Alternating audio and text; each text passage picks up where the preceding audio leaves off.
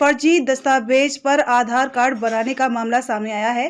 Crime branch की unit 6 ने गोवंडी में 2 आधार सेंटर पर रेड डाली। डीसीपी राज तिलक रोशन ने गुरुवार को बताया कि हमने 3 आरोपियों महफूज खान, रेहान खान और अमन पांडे को गिरफ्तार किया है। महफूज और अमन आधार सेंटर के मालिक थे। यह दोनों आधार सेंटर सरकार की परमिशन लेकर ही चल रहे थे। दोनों ही सेंटर पर रोज 30 से 40 आधार कार्ड बनते थे। पिछले कुछ महीनों में यहां करीब 4000 आधार कार्ड बने। क्राइम ब्रांच को शक है कि इनमें से करीब 40% आधार कार्ड फर्जी दस्तावेज पर बनाए गए। दोनों ही आधार सेंटर से लैपटॉप, प्रिंटर और मोबाइल जब्त किए गए हैं। पुलिस ने बताया कि गिरफ्तार आरोपी आधार कार्ड के लिए जरूरी बर्थ सर्टिफिकेट, एफिडेविट और बिजली के बिल फर्जी बनाते थे। फिर इन्हें सिस्टम में स्कैन कर फर्जी दस्तावेज पर आधार कार्ड बनाते थे। इसके लिए आरोपी 1400 से 2000 रुपए लेते थे। अब क्राइम ब्रांच जब्त लैपटॉप से सारी डिटेल निकाल रही है। जिस महानगर पालिका या नगर पालिका के बर्थ सर्टिफिकेट है, वहां जाकर इन सभी को वेरीफाई किया जाएगा। जिन वकीलों के जरिए एफिडेविट बनवाए गए, उनसे भी पूछताछ की जाएगी। क्राइम ब्रांच के एक अधिकारी के अनुसार हमने इस रैकेट का भंडाफोड़ करने के लिए दोनों ही आधार सेंटर में डमी लोग भेजे। ओरिजिनल डॉक्यूमेंट्स ना होने की मजबूरी बताई। सामने वाले की तरफ से जब कहा गया कि हम डॉक्यूमेंट्स बना देंगे और उसके लिए अधिक पैसे लगेंगे, तब क्राइम ब्रांच के अधिकारियों को गिरफ्त में लिया। गुन्हे शाखा कक्ष 6ला एक माहिती मिळाली होती की 2 आधार सेंटर आहे जिथे बनावट कागदपत्राच्या आधारावर नवीन आधार कार्ड बनवले जातो किंवा जे जुने आधार कार्ड आहे त्यामध्ये काही माहिती, उदाहरणार्थ नाव, ॲड्रेस, बाकी काही चेंज करायचे आहे, तो चेंज करण्यासाठी पण बनावट कागदपत्राच्या आधारावर ते अपडेट केले जाते। तर तिथे 2 आधार सेंटरवर कक्ष 6ने रेड केले तर तिथे बरेच बनावटी बर्थ सर्टिफिकेट, जन्मदाखला, तसेच बनावट अफिडेविट आणि तसेच बाकी इलेक्ट्रिसिटी बिल अशा प्रकारचे बनावट कागदपत्र ते आधार सेंटरवरून हस्तगत करण्यात आलेले आहे। आणि यांचे जवळपास 7 महिन्यापासून आधार सेंटरच्या त्यांना परमिशन मिळाले होते। तो एक प्रोसेस असतो हायर अथॉरिटीज करून, आणि ह्यांना परमिशन मिळाल्यानंतर प्रत्येक दिवस यांच्याकडे जवळपास 20 ते 30 लोक नवीन आधार कार्ड साठी किंवा ओल्ड आधार कार्ड मध्ये काही माहिती अपडेट करण्यासाठी कस्टमर येत होते। तर हा त्यांना जवळपास बिटवीन 1400 रुपये ते 2000 रुपये चार्ज करत होते। आणि त्यांना कागदपत्र त्यांच्याकडे नाही आहे जे लागतो आधार कार्ड साठी, ते स्वतः ते बनवून, डुप्लिकेट बनवून आणि त्यामध्ये जे सिस्टम आहे आधार कार्ड त्यामध्ये अपडेट करून त्यांचे आधार कार्डचे काम करत होते। तर ह्यामध्ये 3 आरोपी अटक झालेले आहेत आणि ते पुढील तपास कक्ष 6 करत आहेत। हिंदी सर, आरोपी कुठले आहेत? हिंदी आरोपी शिवाजीनगरचेच आहेत, 2 शिवाजीनगरला राहते आणि 3 आरोपी आहे महफूज अहमद खान, रेहान खान आणि अमन कृष्णा पांडे। त्यांचा सुगावा तुम्हाला कसा लागला? हा गुप्त बातमीदार मार्फतीने मिळाले होते आणि आम्ही तो व्हेरीफाय केलेले होते आणि नंतर आले। सर हिंदी में बोलो ना। आणि जनतेने कोणी तक्रार केली होती का याबद्दल कधी? आमच्याकडे असा काइंड ऑफ माहिती आणि तक्रार ते आपण सांगू शकतो आलेले असतात। व्हेरिफिकेशन आणि रेडमध्ये आणि सर, गेल्या किती दिवसांपासून हे सुरू होतं आणि किती आधार कार्ड, जन्मदाखले जप्त केलेत?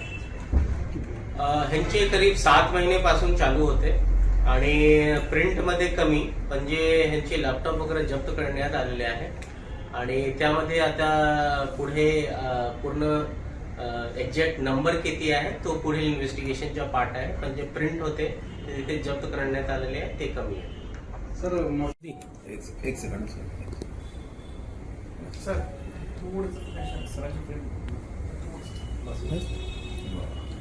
क्राइम ब्रांच यूनिट 6 को इंफॉर्मेशन मिली थी कि 2 आधार सेंटर हैं जहां पर बनावट कागज पत्र के आधार पर आधार कार्ड अपडेट किया जाता है या नया आधार कार्ड बनाया जाता है।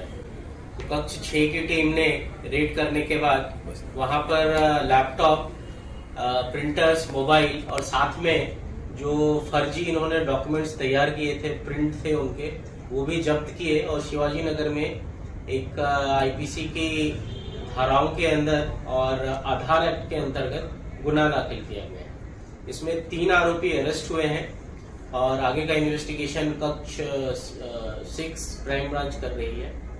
और इसमें ऐसा एस्टिमेटेड है कि हर दिन इनके पास 20 से 30 कस्टमर आते थे और इनको ये 1400 से 2000 रुपए के बीच में चार्ज करते थे। और अगर उनके पास कोई डॉक्यूमेंट मिसिंग है, नहीं है, तो उसको उनके लिए ये फॉर एग्जांपल बर्थ सर्टिफिकेट है, इलेक्ट्रिसिटी बिल है, अफिडेविट है, ये सब नकली तैयार करके देते थे और उसके बेसिस पे ये आगे का आधार पोर्टल पे अपडेट करने का काम करते थे। सर, इसका तरीका कैसा था? ये लोग किस तरीके से कांटेक्ट करते थे? लोग कैसे इनके पास अप्रोच करते थे? कितने लोग रोजाना आते थे इनके पास? जो आधार कार्ड सेंटर है वो परमिशन मिलता है, प्रॉपर चैनल के थ्रू ही मिलता है परमिशन। तो बेसिकली यहाँ पर जिनको भी कराना है आधार कार्ड अपडेट, वो वहाँ पर जाएंगे, नियरेस्ट सेंटर देख के वो इनके पास आते थे। तो डेली इनके पास 20 से 30 लोग आते थे और ये पर पर्सन 1400 से 2000 के बीच में चार्ज करते थे। मालूम कैसे हुआ सर कि ये लोग इलीगल वगैरह कर हमारे रहे पास इंफॉर्मेशन और कंप्लेन आई थी एक तरह से, तो उसके बेसिस पे हमने वेरीफाई किया और उस वेरिफिकेशन के बाद हमने रेड किया। ये आधार सेंटर जो दोनों आपने बताया लीगल है? बहुतेक हिशोबन केला असेल, कार्ड दिलं पण असेल. हो, बरोबर आहे. ते बनावट कागदपत्राच्या आधारावर बरेच तशा प्रकारचे आधार कार्ड अपडेट पण झालेले आहे आणि नवीन पण दिलेले असेल. कितपर्यंत काय अकाउंटेबिलिटी आहे त्याची? ते जवळपास आपण सांगू शकतो 1500 से 2000 असा होऊ शकतो की ते बनावट कागदपत्राच्या आधारावर किती चार्ज होते? ते चार्ज 1400 ते 2000 चार्ज करत होते प्रत्येक कस्टमर. आणि सर काही बांगलादेशी वगैरे आहेत, त्यांना इलिगल पद्धतीने दिलेत का आधार कार्ड वगैरे? तो एक महत्वाचा कोण आहे इन्व्हेस्टिगेशन मध्ये आणि तो आमच्या पुढील इन्व्हेस्टिगेशनचा पार्ट आहे की ह्यामध्ये हा अँगल की ज्यामध्ये काही अशा प्रकारचे बांगलादेशी वगैरे जे कुठले इलिगल आहे, इलिगल इमिग्रेंट त्यांचे पण झालेले आहे काय. आरोपींची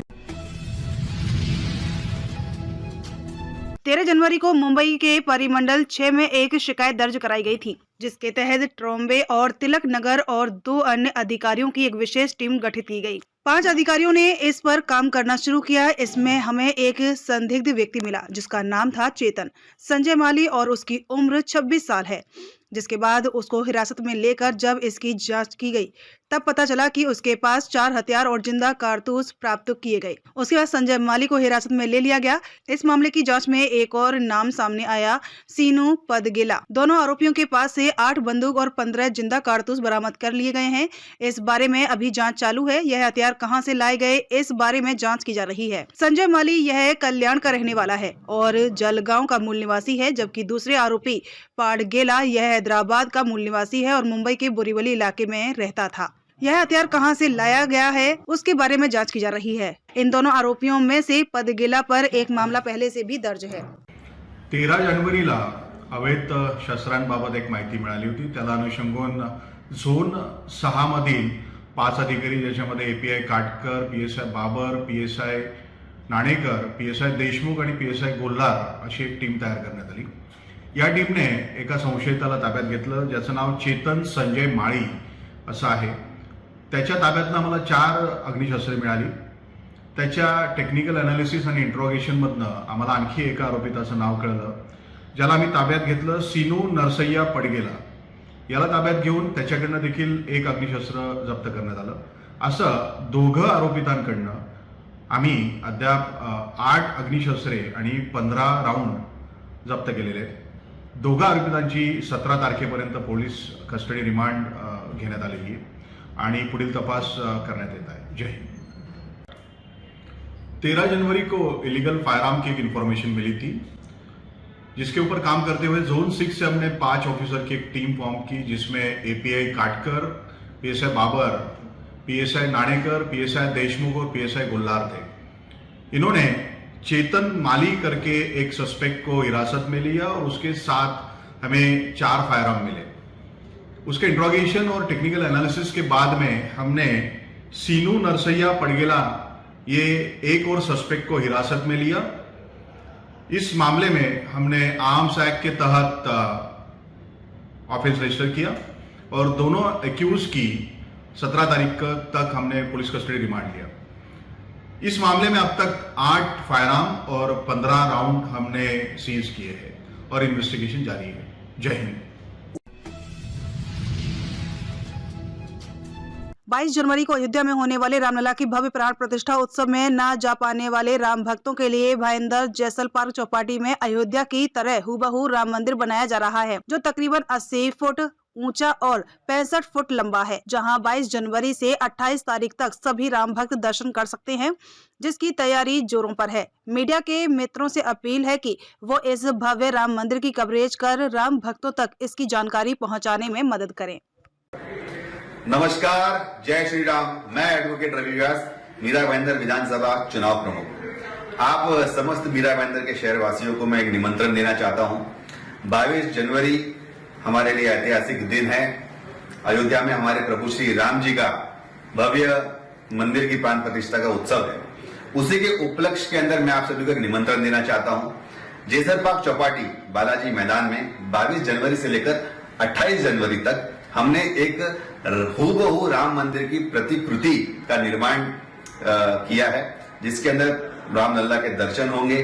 हर रोज सुबह 9:30 बजे और शाम को 6:30 बजे महाआरती होगी और हर शाम को अलग अलग सांस्कृतिक कार्यक्रम भजन संध्या का आयोजन किया गया है, जिसके अंदर कई सारे हमारे नेता भी और बहुत प्रतिष्ठित व्यक्ति भी उसमें आने वाले हैं।